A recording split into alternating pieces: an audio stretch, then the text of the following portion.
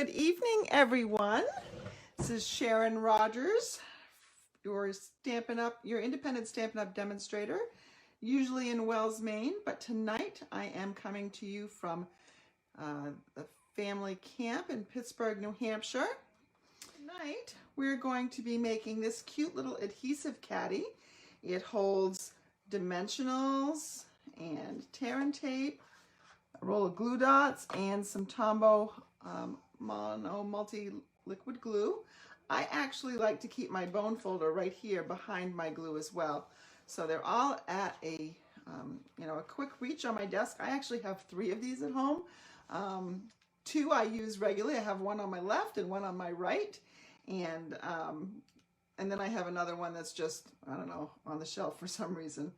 But I have them within reach and I use mine all the time. These are a couple years old. They're holding up really, really well. And I've mentioned them before in a live. So I thought, okay, instead of telling you again and again that I'm going to show you one of these days, I'm going to show you. So I take out everything that's in it so you can see a little bit better. I mean, some of the corners are a little dinged, but it is actually made up of 3 different pieces that have been put together with some tear and tape. So there's this back box, there's a left box, and a right box. And if you go into the event that I started for this tonight, this Facebook Live event, if you hit the discussion tab, you will see an infographic that will give you the measurements that you need to create this box. I'm going to obviously create it right now so you'll know, but it's a one-stop shop. You can get all the measurements at once. And in the description before I post that picture, there are the measurements for the designer series paper pieces that you need as well. We are going to be, because I am at the family camp, I thought I would use some paper from this Peaceful Prints. Peaceful Prints is a celebration pack of designer series paper. Comes in all these great prints. So you've got the deer, and it's got a beautiful black and white check, black and red check on the back. And then you've got this, which is what we're going to be using tonight. And I don't know which one. I'll just use this scrap, I guess. And it's got a green polka dot on the back. And this, which looks like birch trees, and some stripes, and some snowflakes over some red plaid, red and black plaid, and then just the plain red and black plaid, and some green with snowflakes. And then we've got a Sahara sand with some small deer and some more pattern paper there. So it's a great little designer series pack.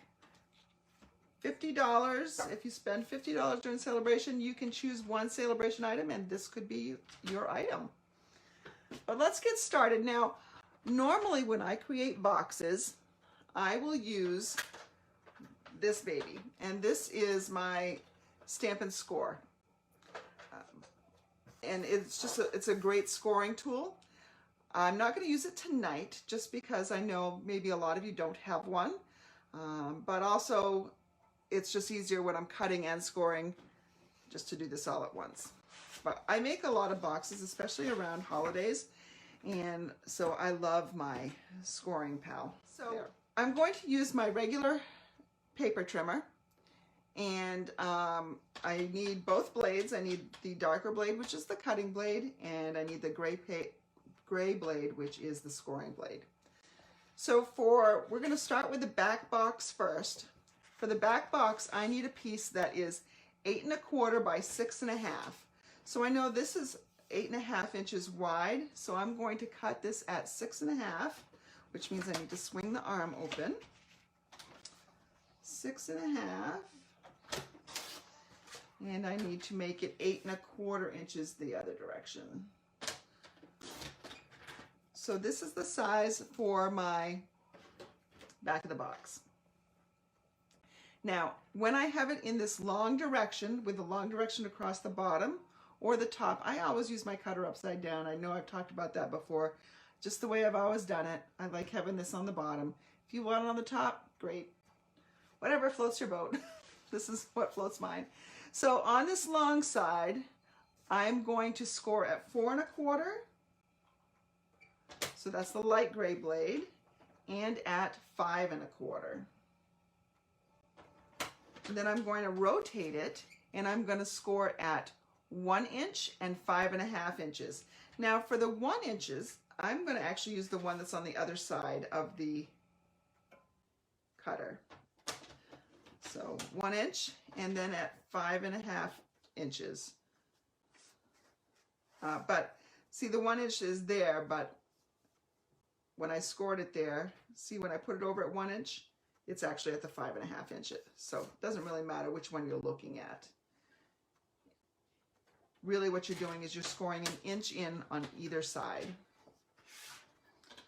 So I'm going to move my cutter for just a moment, and I'm going to burnish. I'm going to take my bone folder and burnish on all those score lines.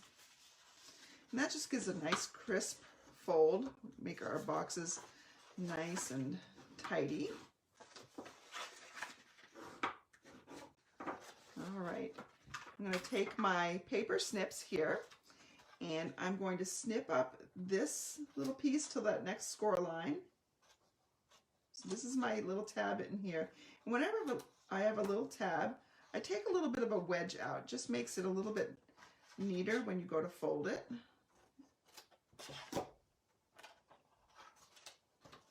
Okay. I'm going to do the same thing on the other side.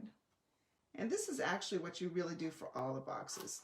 This is a basic step for all box making. Just cut those little wedges out. All right. So normally when you make a box, you will fold the tabs in first, and then you'll fold in maybe the back and then put the front over it. So you can see how this top is a little bit shorter, which is what we want. Okay. But because when I put my tear and tape in, I don't want it to keep hitting these tabs, I'm going to put the tabs actually so that they are between the back of the box and the front of the box.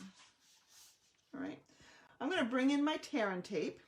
Tear and tape is a great thing. I could also use my Stamp and Seal Plus. This works fantastic either. It's got a really sturdy and strong bond. I am going to find the edge of my tear and tape. There we go. We're going to put a strip. We're actually going to put 2 strips on here. See how easily it tears?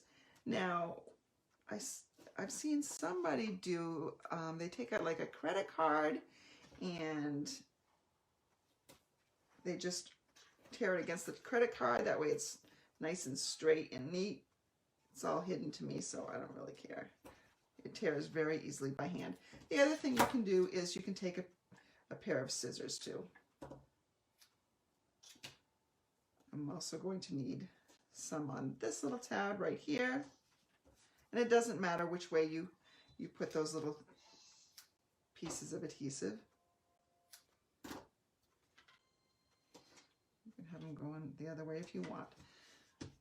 I'm going to remove the backing of those, and if you have take your pick tool, it kind of, you poke it and it lifts it off pretty nicely. I don't have fingernails, so this actually works a lot better for me. Gets it started.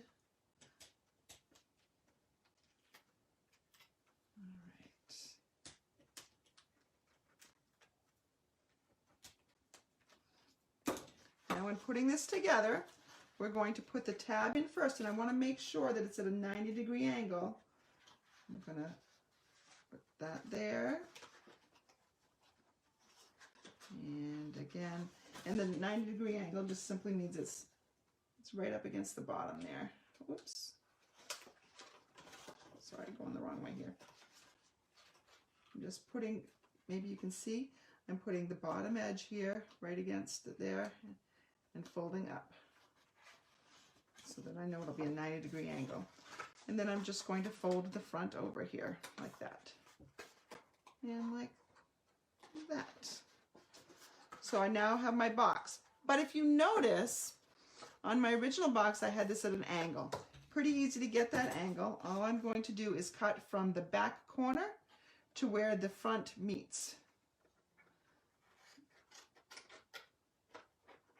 So there we go. Same thing over here. Going to just cut right there. So I have a nice angle there. And that's what's going to fit my tear and tape and my dimensionals. So that one is done. Now for the other boxes, very similar. We're going to make the glue dot box next, which is the one that's on the left, this larger one of the two. We need to start with a 5 by 6 piece. And then the other box is a 3 1/4 by 6. So since they both measure 6 inches, and then the other two measurements 5 and 3 1/4 or less than 8 1/2, I'm going to start with a 6-inch wide piece of black cardstock. I'm going to cut one at 5. So this is my 5 by 6 piece, and the other one at 3 1/4. So here are my two other boxes in raw form. For my glue dot box, it's 5 by 6. So on the 6-inch, that longer side, I'm going to score at 3 inches and 4 inches. So remember, the scoring blade is the light gray blade. So 3 inches and 4 inches. And then I'm going to turn it, and on the 5-inch side, I'm going to score at 1 and 4 inches. So again, it's 1 inch from either end. So 1 and 4. So here's my 4. I almost cut that. I almost used the wrong blade right there. I hate it when I do that too. Wouldn't be the first time. So now I have this one. While I've got my trimmer out, I'm going to just score the other one as well. So on the 6-inch side, I'm going to score at 3 and 4 inches again. So 3 and 4. And I'm going to score in one inch from each end. So I'm going to score at 1 and 2 1/4. Sorry, I had to do my math for a second. 1 and, well, that was the 2 1/4. Here's the 1. Okay. So now I'm done with my paper trimmer. I can set that aside. Let's go in, and we're going to do as we did before and burnish on those lines. I look really tan in this video, but it's really just because of the camp light that I'm using. I did fall asleep in the sun today. It was very nice out, but I wasn't out there that long. Got a little bit of color. But it's a little bit cool. It was only 70 degrees up here today at the height of the temperature scale, and so it was really quite comfortable. No bugs up here, so no mosquitoes, no annoying bugs. I mean, it's a little breezy, that's probably why, but it was really a gorgeous day. Okay, so I did just what I did for those other boxes. Might as well do this one while I'm at it.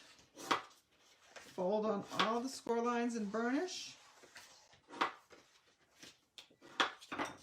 And make your cuts on your tabs.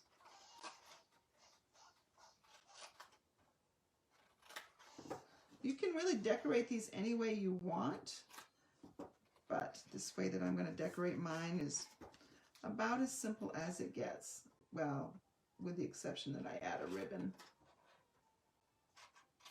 It'd be simpler without the ribbon, but there's no stamping on this one. You could certainly add an element that had a stamped element on it. Nice to have Julie and Mary watching as well. All right, so again, we want to put the adhesive on the shorter two. We want to put it on what we're going to call the front of the box. Let's go ahead and we're going to put that on the shorter edge here.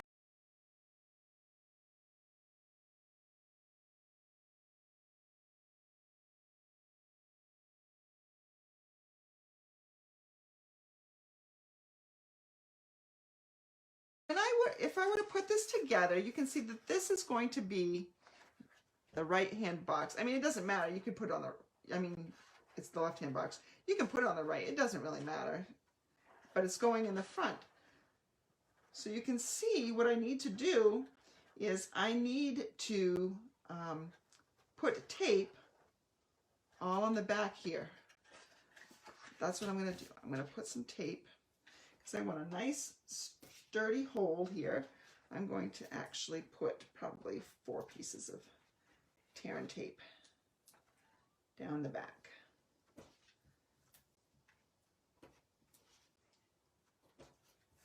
I'm going to do the same thing here. I'm going to put 4 pieces of tear and tape. Oops, went a little over the edge there. It's all right. All right, and actually, these 2 pieces right here will connect, and we can connect those with tear and tape as well. So if I think about how this is going to go, I'm going to have these 2 boxes. Just ignore the tabs for a second because we're putting them together. I want them to attach right here on the front. So I'm going to pick one of the sides. I'm going to just actually pick this side right here and put my tear and tape there. Because again, it's easier to put the tear and tape on when you've got something you can push down against. That helps release the tape. And I got a little carried away there with the tape, so let's just trim that off. Okay. There we go.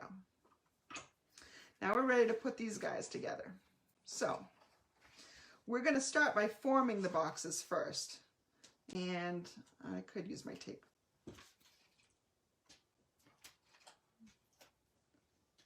Take your pick tool and gets these little pieces up pretty easily.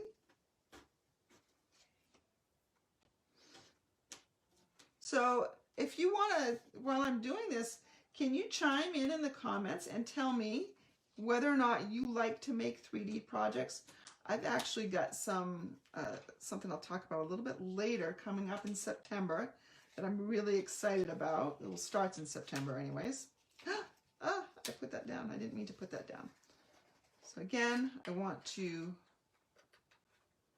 put my tab over, and then we're going to square that up,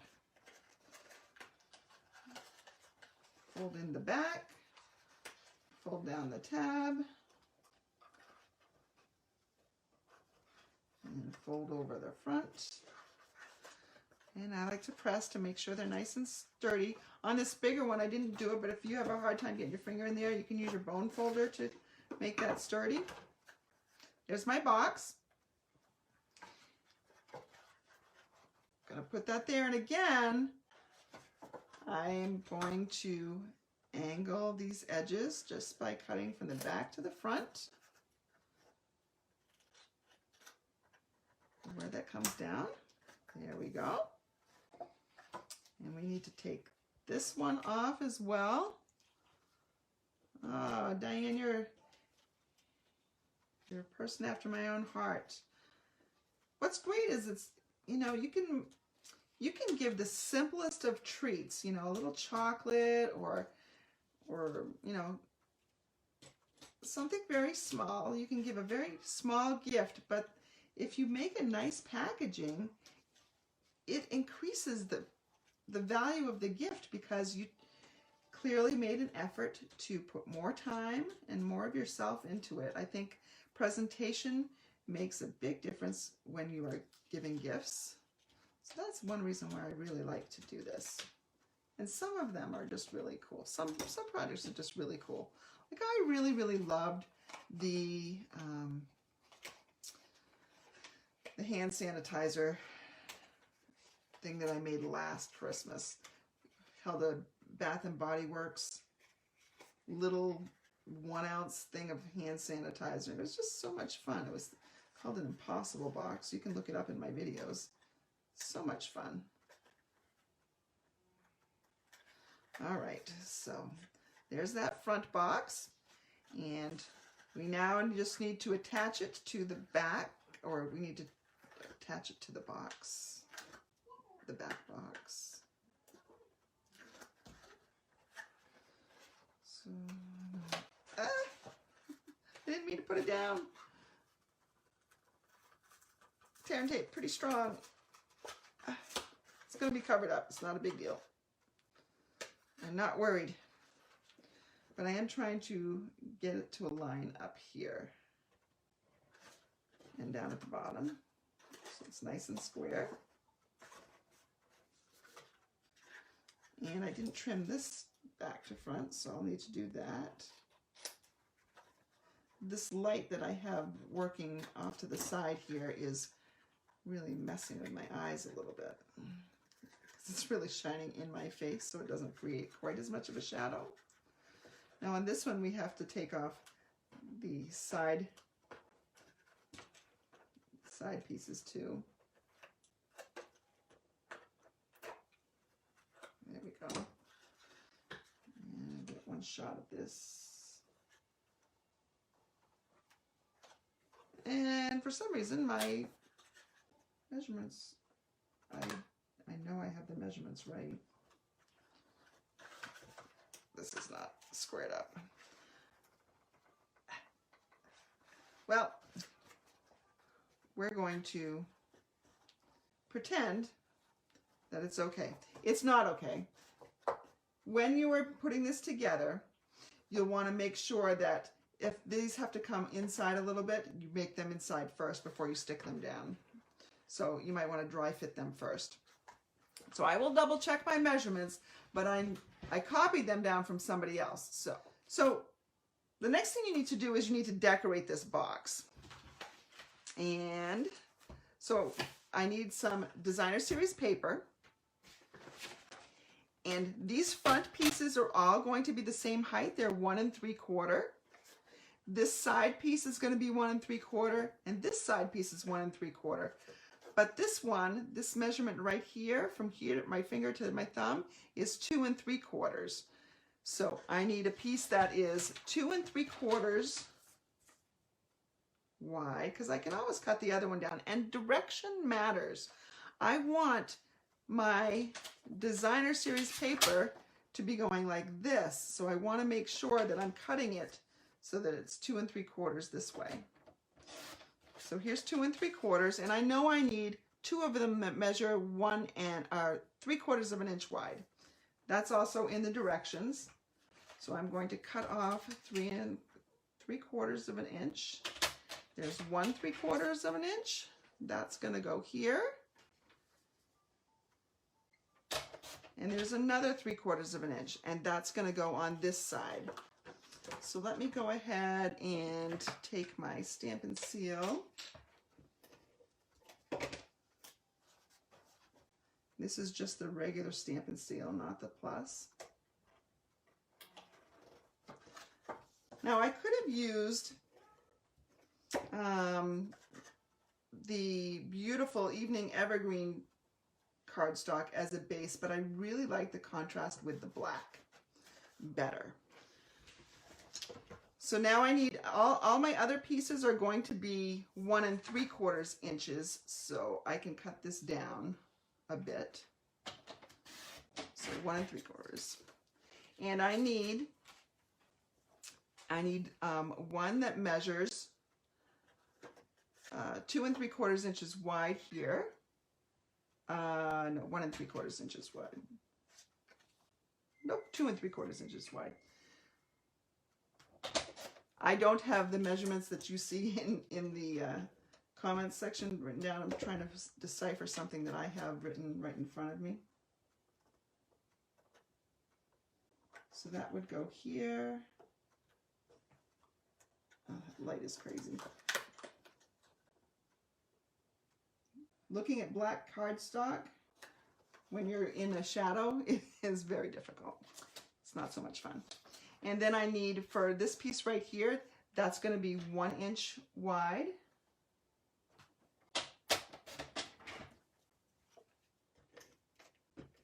I'll put that here. I can see that things aren't actually squared up the way they should be because of, because again, I'm working with black cardstock. It's totally messing with my eyes.